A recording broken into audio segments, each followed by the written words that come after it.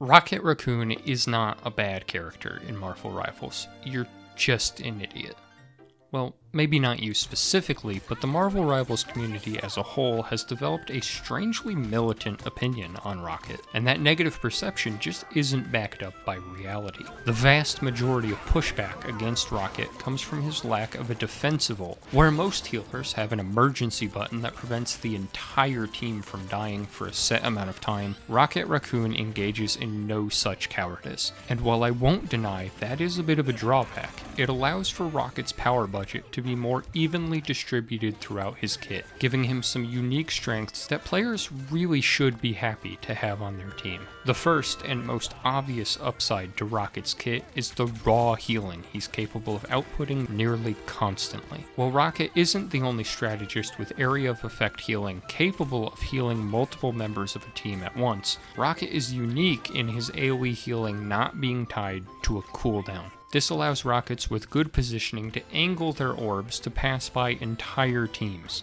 keeping everyone, including squishier targets, healthy even in fights where other strategists would have to focus all of their healing on the tank. Raw healing numbers are the most difficult strength to discredit, and Rocket's ability to fill a room with orbs has somewhat rightfully contributed to his reputation as a bit of a heal bot, but the strangest criticism levied against Rocket is the idea that these massive healing numbers are all he does. The argument that Rocket does nothing but heal seems blatantly incompatible with the complaint that his ult doesn't heal, since by definition that means his ult is doing something else. But that ultimate is just one small part of all of the intangible utility Rocket provides to a team besides healing. In fact, there's a case to be made for Rocket's strongest source of non-healing utility actually coming in the form of a basic ability. Not only that, there's a case to be made for Rocket's Res Beacon being the strongest non-ultimate ability in the entire game. This beacon drops armor and jump packs, as well as resurrecting the first teammate to die in its radius.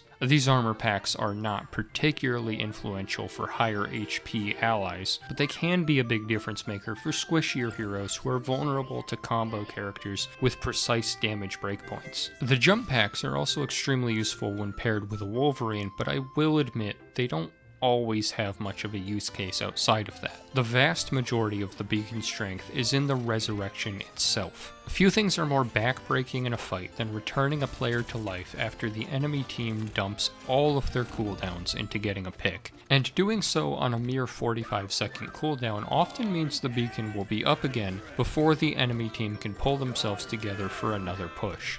But I do also like using the jump packs to launch myself in the air and just hang out for a bit while I'm getting hassled by a Black Panther, which brings us to the least glamorous of Rocket's strengths. He's completely self-sufficient and very hard to kill. Rocket's low cooldown dash, high speed wall run, and ability to hang in the air with his jetpack make him extremely difficult to dive, and his healing orbs put him on the short list of healers with reliable self-healing.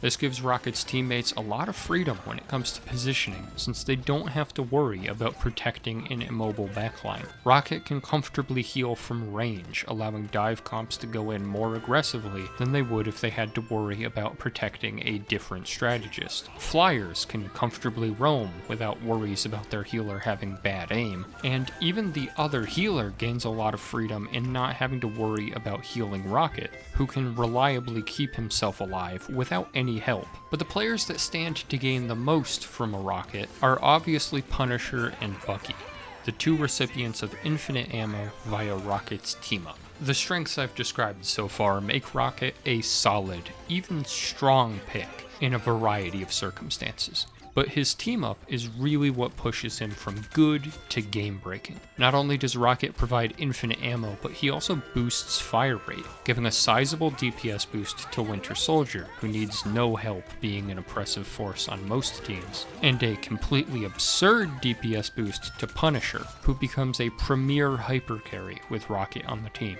While infinite ammo does play a major role in Rocket and Punisher's synergy, the thing that really makes this combination truly oppressive is Rocket's damage boost. As I mentioned earlier, a lot of the hatred for Rocket comes from the fact that he can't provide healing with his ult, putting the team at a perceived disadvantage. Punisher evaporates this issue alongside enemy healers themselves, easily shredding through every healer ult in the game thanks to the amplifier, which importantly charges up faster than any of the defensive healer ults. So why does Rocket have such a bad reputation if he has all of these strengths? I won't deny that identifying the lack of a defensive ult as a weakness is legitimate. Hey team, enjoy the amplifier! When used properly, can be absurdly powerful, but it's at its best when synergizing with other powerful ults, making it a much more situational tool than other defensive options. Rocket's position as the premier AoE healer also comes at a cost. Since his biggest strength is the constant uptime of his healing orbs, Rocket gets very few opportunities to participate in the form of damage. Rocket's gun also functions more similarly to a flamethrower than a true machine gun, with an absurd damage drop-off outside of 20 meters, preventing him from effectively taking pot shots at range like other strategists can. This requires Rocket players that want to do damage to play extremely far up, which runs counter to one of Rocket's other biggest strengths, the ability to heal from extreme range in complete safety. When Rocket does get the opportunity to do some damage, it is typically high-value damage, shredding someone caught in a strange ult, or deleting an overconfident Venom player unfamiliar with his gun's premier tank shredding abilities. But these brief moments of burst damage are few and far between, which results in Rocket boasting the lowest damage per game of any support. The low number you see on the scoreboard at the end of games further feeds into the idea that Rocket is just a heal bot that provides nothing else to the team, and at the end of the day, that's Rocket's biggest weakness. The scoreboard doesn't show all of the utility Rocket provides. It doesn't tell your teammates how many resurrections you had that game, or how much of their damage came from damage amp and infinite ammo. That damage is instead credited to the recipients, feeding into the idea that teams who need damage are better off picking traditional healers, even though Rocket gives his team unmatched damage potential without having to left click at all. The only number that actually hints at the immense value Rocket provides to his team is his win rate. NetEase makes character win rates public information, and the last update placed Rocket at an astounding 55% across all ranks, a number that drops only very slightly in GM. By the numbers, this makes Rocket the best healer at the only stat that actually matters: winning games. And not only that, Rocket is one of the best characters across the entire roster.